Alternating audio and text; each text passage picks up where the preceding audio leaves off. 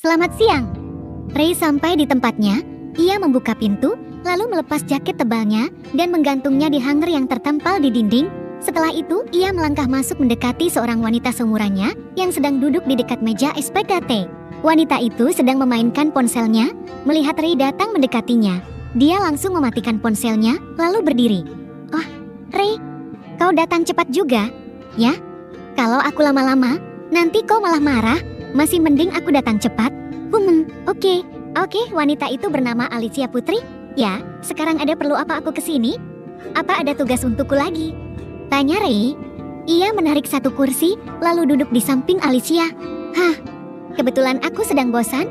Tidak ada yang ingin bekerja denganku. Ya makanya itu, sekarang kami hihi. Ray? Dengan cepat Ray berdiri. Ia melihat ada seseorang yang berlari cepat mendekatinya. Tentu Ray terkejut dengan suara panggilannya tadi. Ada apa? Syukurlah Anda di sini. Baguslah, kalau begitu. Seorang lelaki dewasa menghampiri Ray, lalu menjabat tangan kanannya. Setelah itu, ia memberikan beberapa lembar kertas laporan untuk Ray. Ini. Pak, apa ini? Ray menerima kertasnya. Ia membaca sekilas sambil mendengarkan penjelasan dari lelaki yang menjabat sebagai polisi itu. Akhir-akhir ini, banyak laporan masuk tentang pembunuhan. Apa? Pembunuhan lagi? Ray juga terkejut mendengarnya. Iya, tapi laporan kali ini sedikit berbeda. Yang ini sedikit misterius. Anda harus melihat gambar ini. Ada seorang remaja berusia sekitar 20 tahun ditemukan tak bernyawa di depan rumah tua yang aneh itu. Loh, Anda ingat rumah itu, kan? Oh, iya. Kami masih belum mengetahui penyebab kematian anak ini. Tapi saat kami memeriksanya, kami menemukan luka memar di perut dan lehernya merah-merah begitu. Selain itu tidak ada tindak kekerasan lainnya. Tapi anehnya, hanya dengan luka itu saja, dia bisa meninggal.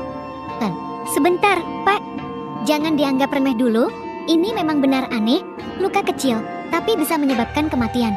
Kemungkinan hanya ada dua. Ray mulai memikirkannya. Pertama, ia memperhatikan foto anak yang tewas itu, memejamkan mata sejenak untuk berpikir dalam hati. Lalu kembali membukanya dan menjawab, kalau dilihat dari lehernya yang merah ini, bisa jadi anak ini bunuh diri dengan cara gantung. Lalu bisa jadi dia dicekik oleh seseorang sampai tewas. Dan kemungkinan kedua, luka memar di perutnya itu bisa saja bekas gigitan ular atau serangga lain yang mematikan. Karena di sekitar rumah itu kan banyak rerumputan dan kebun. Ray menjelaskan pendapatnya, tapi ia masih belum yakin juga dengan pemikirannya sekarang. Karena masalahnya, kasus yang sama pernah terjadi di lokasi yang serupa pula. Itulah yang membuat Ray terheran dengan pelaku yang telah membunuh beberapa orang. Kejadiannya juga terbilang aneh dan tidak masuk akal. Banyak yang meminta bantuan Ray. Tapi sampai saat ini, Ray sendiri juga belum bisa menemukan pelakunya. Jadi begitukah? Lalu, apa sekarang Anda ingin membantu kami menemukan pelakunya? Tanya Pak Polisi itu lagi. Tentu saja, karena tugasnya Ray sebagai detektif yang dirahasiakan dari penduduk sekitar. Dengan senang hati, dia akan membantunya.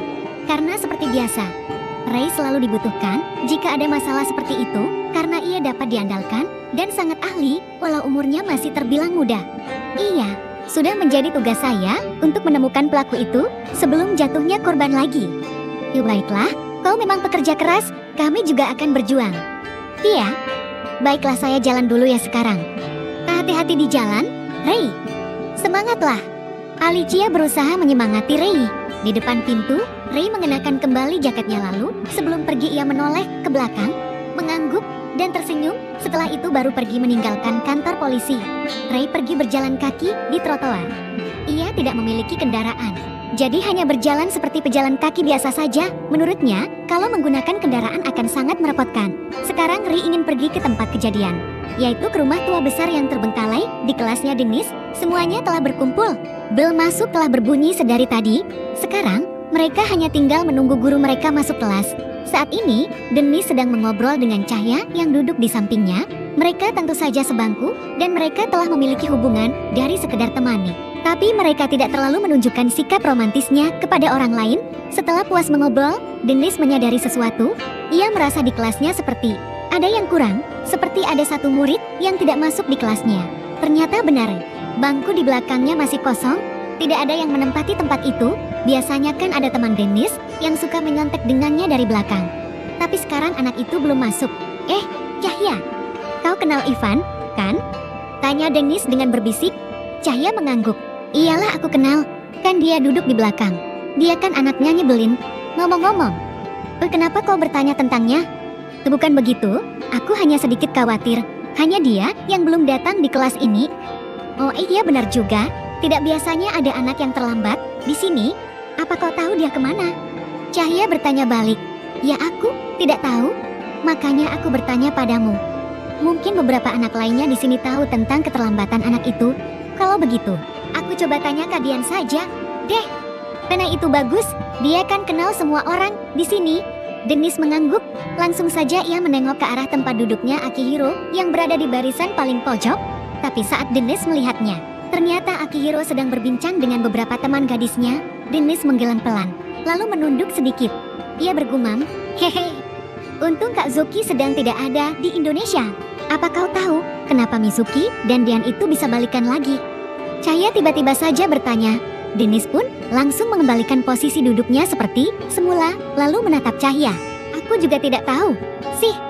Tetapi Kak Dian pernah memberitahuku katanya, dia duluan sih yang ngajak mau balikan gitu saat keadaan mendesak. Saat kejadian di villa dulu, Kak Zuki menerimanya. Aku belum tahu alasan Mizuki mau menerima Kak Dian kembali. Jelas Dennis. Yah, aku harap mereka tetap berhubungan sampai nikah nanti. Biar langgang sampai tua. Hehe. Nek, Cahya mengangguk senang sambil tersenyum. Yah, aku juga berharap begitu. Mereka pasangan yang unik. Soalnya, setiap mereka bertemu mereka terlihat akrab sekali. Hehe, seketika Dennis dan Cahya membayangkan keakraban Akihiro dengan Mizuki, yaitu saat setiap mereka bertemu, sapaan mereka selalu pukulan kepala. Akihiro selalu dapat sapaan tangan Mizuki di kepalanya. Tak lupa juga mereka selalu bertengkar untuk hal yang sepele. Dan Mizuki selalu memarahi Akihiro habis-habisan kalau Akihiro berbuat hal aneh dan nakal. Mereka memang akrab. Hehe.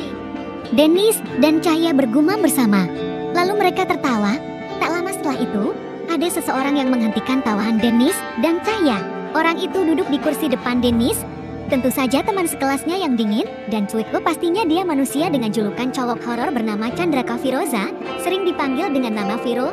Aku pikir, kalian berdua cukup akrab juga ternyata, ujar Viro dengan suara pelan, tanpa menoleh ke belakang menatap Dennis atau Cahya.